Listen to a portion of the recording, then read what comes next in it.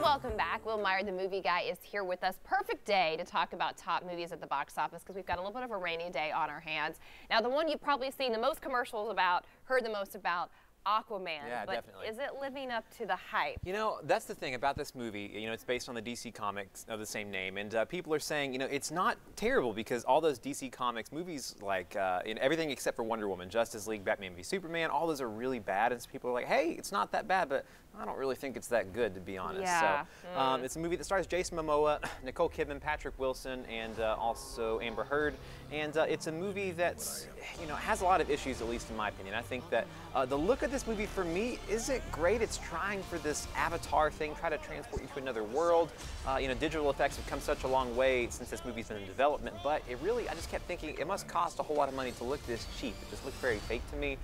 You know, most of all, the script is very clunky here. It's a very simple story they're telling, and the screenwriters fumble all over themselves trying to set it up, and for most of the film it just feels like they're just checking off boxes. It's just so cliche-ridden. There's not a surprise in store.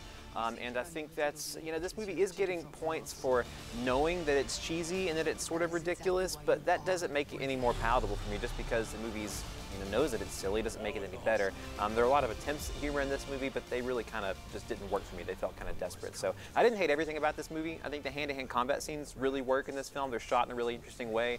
And there's a scene they showed us a second ago where they're like diving away from some underwater zombies of sorts. Thought that was cool, but that's really about all I liked in this movie. So it's a pretty big disappointment for me. I'd say 1.5 out of 4. Ooh, that's a harsh one from you. 1.5 out of 4. All right, up next on the list is Vice. Yeah, this is a movie that comes out in Knoxville on Christmas Day. It's a movie that is about Dick Cheney. And you have Sam Rockwell there playing George W. Bush. You have Steve Carell playing Donald Rumsfeld. You have Amy Adams playing Lynn Cheney. And you have Christian Bale, who is unrecognizable there as Dick Cheney. Gained 60 pounds for the role. It's just remarkable. He is always dedicated to whatever film. He dropped all that weight in the boxing movie years ago. I'm always impressed by how he really takes on the character. It's remarkable, and he's great in this movie.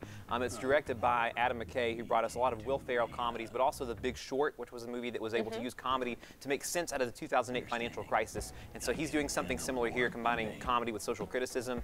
And you know, a lot of the comedy didn't really work for me this time around. While I liked in The Big Short when they would, you know, talk directly to the audience, or when they'd have all these just irreverent touches, like in this movie, they have a fake credit scene halfway through the film. It feels kind of smug to me in this movie. It felt kind of obnoxious. I thought, oh well, it's not funny, at least I'll learn something.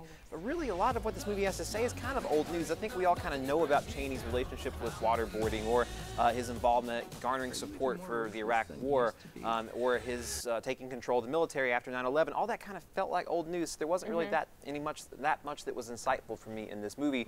I think it's a very partisan film. You know, it's you know, very partisan, and that's okay. I think any movie should have a point of view, but I think he's so intent on attacking him here that he forgets to humanize this character, and so there's no one to really root for in this movie. There's nothing to really care about, and so that's kind of why it didn't work for me. It wasn't the politics that, you know, steered me away from it. It's just that I had nothing to sort of cling to, so it didn't add up to that much for me at the end of the day. Still think Christian Bale was great, and there's a lot of small moments in this movie that I like. Overall, it just didn't add up to that much, so I'd say 2.5 out of 4.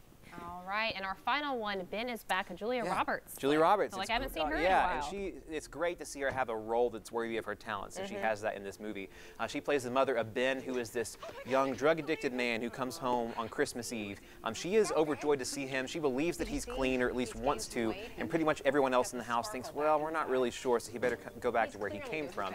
And, you know, there's a lot of tension in this movie for us as an audience because we aren't sure whether or not to believe him. We're not sure whether or not he should be home or if he needs to go back to rehab. So this is a movie that gives a real, raw, honest look at how drug addiction affects families, not just the addict. And I think that's something we don't usually see in a lot of movies about addiction.